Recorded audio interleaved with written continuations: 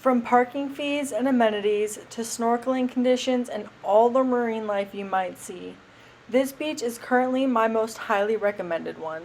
Today's beach is Smith Bay, also known as Lindquist Beach.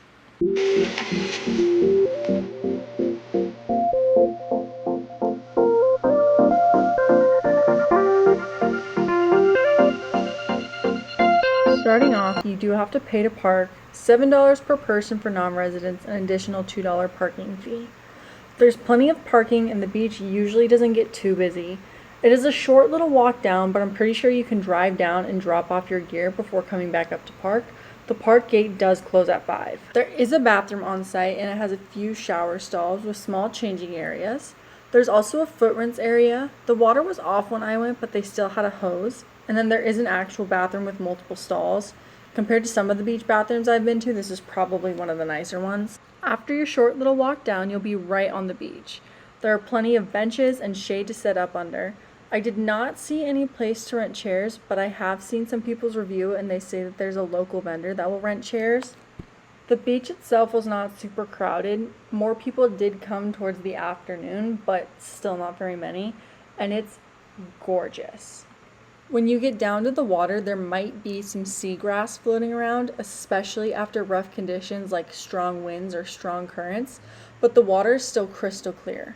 The reason you might find some seagrass floating around is because Lindquist is covered in grass patches like these ones right here, which not only look gorgeous but also attract wildlife.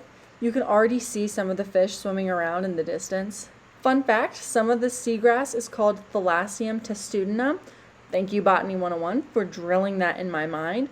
And its common name is turtle grass due to the fact that green sea turtles love to graze on these patches and it is a primary food source for them.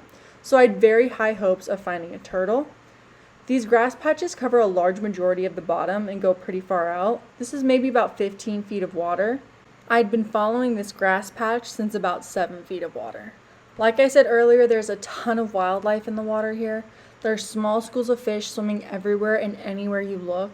You can also see the transition between sand and grass and how patchy it is. This is one of the first beaches I came to on the island, so I really had no idea what to expect, but I had very high hopes of seeing a somewhat larger animal. At this point, I saw a dark figure swimming off in the distance, and as I swam closer, I realized it was an eagle ray. Seeing an eagle ray in the wild had been on my bucket list for a very long time, so I was stoked. Eagle rays are generally more skittish animals, but this one was just chillin', so I got to swim with it for a while. This video is sped up, but I was able to swim and follow it around without any fins. I was with my dad, who was snorkeling with me, and I was trying to get his attention, which is why I lose the ray on the camera for a moment. Luckily, I was able to get his attention and he was able to see the ray. However, shortly after, it started swimming away at a more rapid pace, so I didn't chase it down or anything.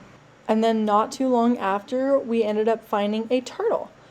I almost didn't see him because he was just chilling at the bottom and blended in with the rocks pretty well. I did end up swimming off for a bit, but when I came back, the turtle had moved and was swimming around. We even saw it come up to the surface to breathe, and as soon as it was done taking its breath, it came right back down to the rocks to, I assume, sleep. Nestled in the rocks are a ton of fish, anemones, featherworms, and coral. I did find this very cool looking anemone. It's one of the biggest ones I've seen and it was beautiful colors. On the right side of Lindquist, there is a shallow reef shelf. This clip shows the transition from grass to reef and how the reef shelf gets so shallow that waves crash over it. This is what the waves look like from above, and this is what the waves look like from below. You can see me get pushed back by the waves a little bit, so if you swim close to the reef, be careful you don't get sucked in by the waves or the current. If you get swept up and stuck on the shallow shelf, not only would it hurt, but you would also risk damaging a lot of the coral. So even though you can't swim through the shelf, you can swim next to it to observe all the marine life. There are tons of fish that use the rock formations as shelter, protection, and nurseries. Another fun fact, with all the waves crashing consistently, it stirs up a ton of nutrients that can feed small fish. and it creates a fairly steady food supply for them. Just to give more background about the beach, Lindquist is part of Smith Bay Park, which consists of 21 acres and is managed by the Virgin Islands Department of Planning and Natural Resources. They bought the park in 2006 to preserve the coastal region and prevent potential development.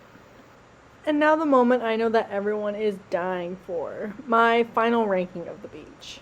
The water here is crystal clear with little to no waves, and the sand is super soft and clean, so that's a 9 out of 10. There weren't a lot of people, but it did get a little busier later in the day, but still a very low crowd level.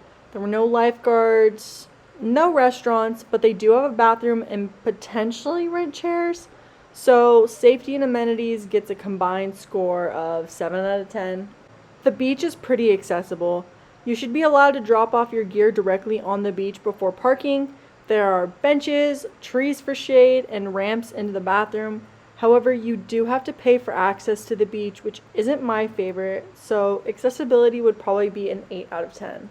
Snorkeling here was amazing. I saw the eagle ray, the turtle, and probably the most fish I've seen at any beach so far. Snorkeling here would probably be a 9 out of 10 or possibly even a 10 out of 10. So overall, I would give Lindquist a 9 out of 10. This is definitely one of my top beaches and one of my most highly recommended ones. Thank you so much for watching. Please like and subscribe and let me know in the comments which beach I should review next.